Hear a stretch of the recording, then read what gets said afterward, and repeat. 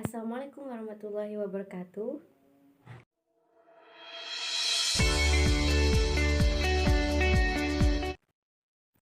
Okay, my name is Vivin Hidayah. Here I wanna explain about types of qualitative research. There are several explanations from experts about qualitative research approaches. One of which is from Creswell explaining 5 approaches is narrative research, phenomenology, grounded theory, ethnography, and the last is case study. And in this book, some qualitative study approaches are described, and here I will try to explain some of my understanding of the qualitative research approach. This book focuses on the 8 most common approaches to qualitative research. It is also worth remembering that there is a growing variety of approaches to qualitative studies, and students are encouraged to review the more detailed text for a more thorough discussion of this and other qualitative approaches. For the 8 general approaches is 1. Basic qualitative studies, 2. Case studies, and 3. Content or document analysis, and 4. Ethnographic studies, and 5. Grounded theory studies, and 6. Historical studies, and 7. Narrative research, and 8. Phenomenological research. And now I want to explain one by one about the 8 general approaches. Number 1 is basic qualitative studies. Basic qualitative studies or interpretive research is also called basic interpretive studies and provide descriptive description target at understanding a particular phenomenon, process, or point of view from the perspective of those involved. And the main purpose of this study is to understanding the world or other people experience. For the example, the basic question asks are how events, processes, and activities are felt by the participants. Usually, research use an interview or observation process to complete this research. These interpretive studies are simpler than other qualitative approaches. They are not limited to certain phenomena as in case studies. For the second is case studies. It is explained here that this study emerged from the approach of business, law, and medicine. This case study focused on one unit, resulting in a rich and holistic in-depth description. Unit can be individuals, group, classes, programs, and institutional processes and communications. For the example of underlying question are, what are the characteristics of the entity, phenomenon, person, or setting?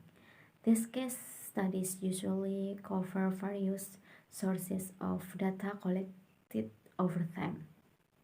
And case studies can answer descriptive question, what happened, or try to explain why something happened by looking at a process. This study is particularistic, which focus on certain phenomena, situations, or events. For descriptive is give rich, bold results.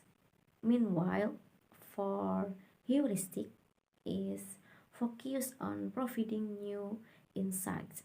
Units defined within certain boundaries. What is called a limited system for phenomena can be identified in a certain context.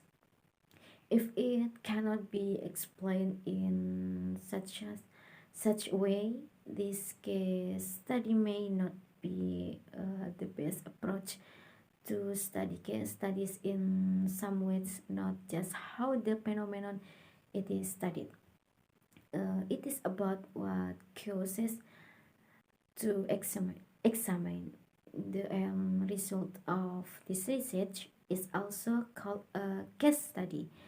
The greatest advantage of a case study is that it can understand the whole case in its totality of the environment, not only of individual action but also of their past.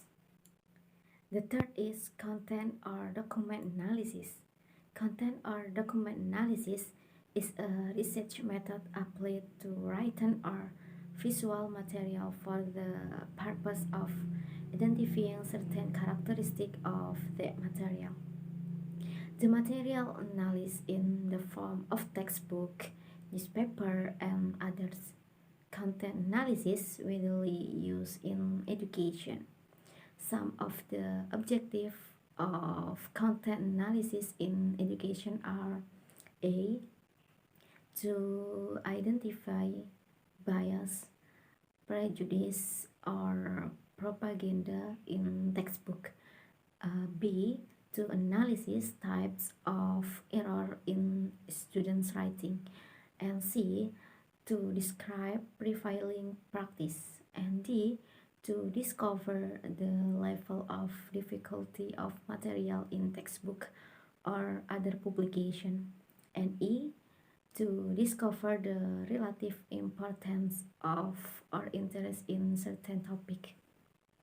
Content analysis can be done within an emerging design framework, or it can be done within a quantitative research framework with the variables determined a priori and the numbers generated to support the research for a particular variable.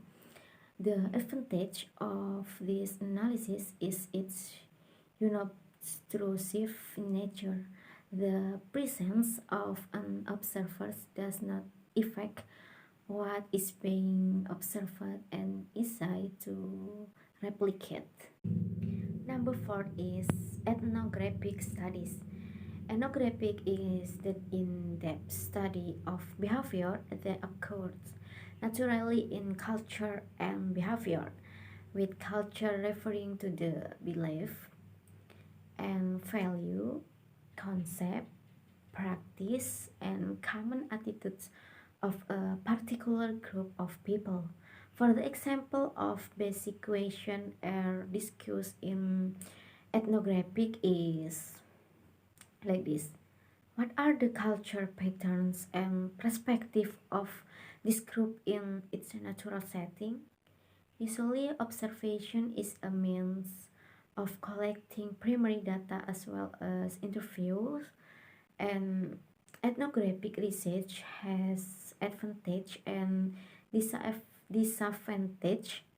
The main advantage of which is its observation of behavior in real life environments.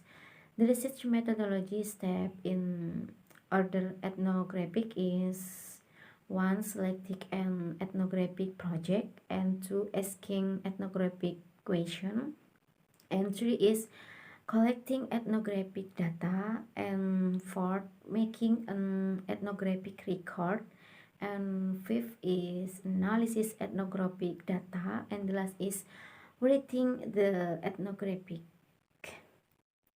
Number 5 is grounded theory studies. Grounded theory has its roots in sociology. Its goal is to inductively build a theory about a practice or phenomenon using interviews or observation as the primary data collection tools. This emphasis on theory distinguishes it from other qualitative approaches. This research process focuses on collection data about people's experience in a particular context. The theory is grounded on the data conceptual lens. That is, it presents many conceptual relationship They state as proposition pertaining to a particular context, situation, or experience. Grounded theory move beyond description to generate or discover a theory that emerges from the data and that provides an explanation of a process, action, and interaction. The sixth is historical studies. Historical studies are oriented to the past rather than to the present and thus use different data collection method from those used in other qualitative approaches.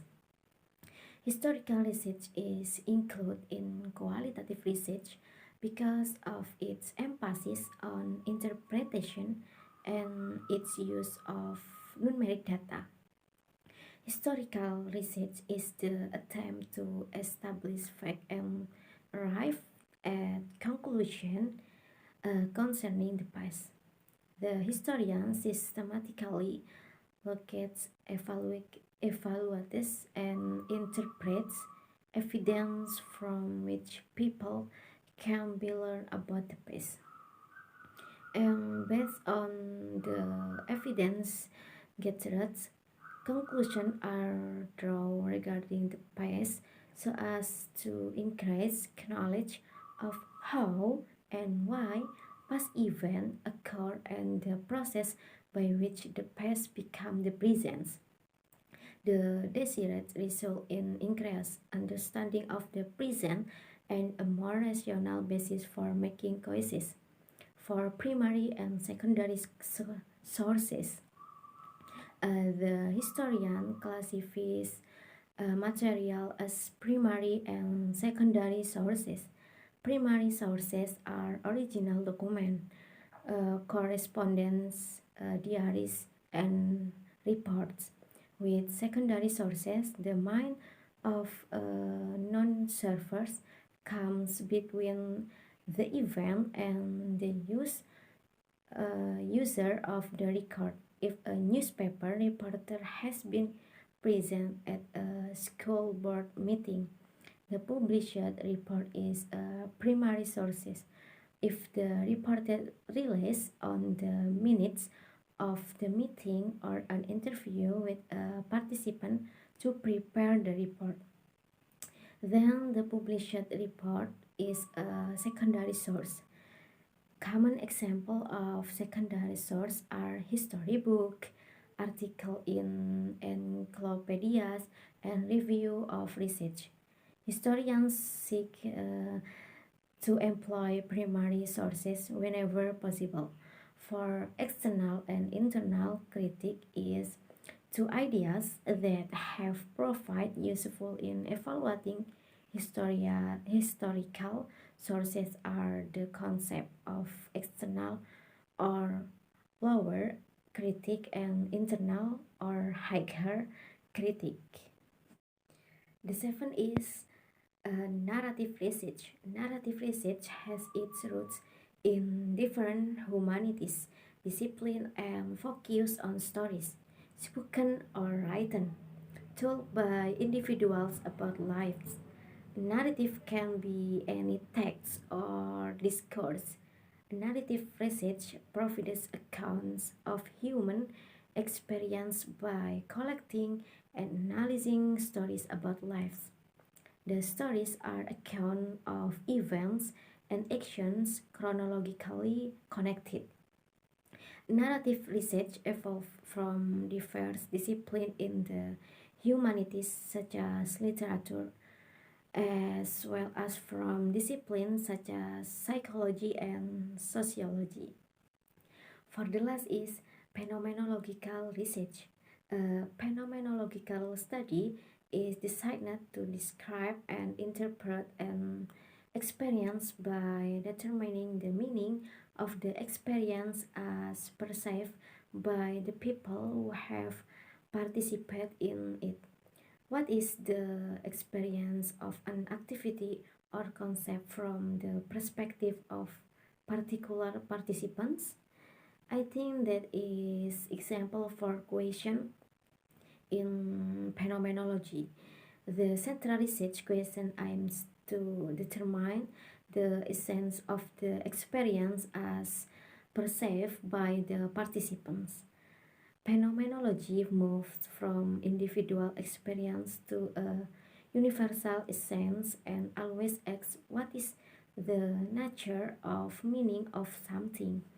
Interviewing multiple individuals is the typical data collection approach. Okay, just all from me. If there is a mistake, I'm sorry.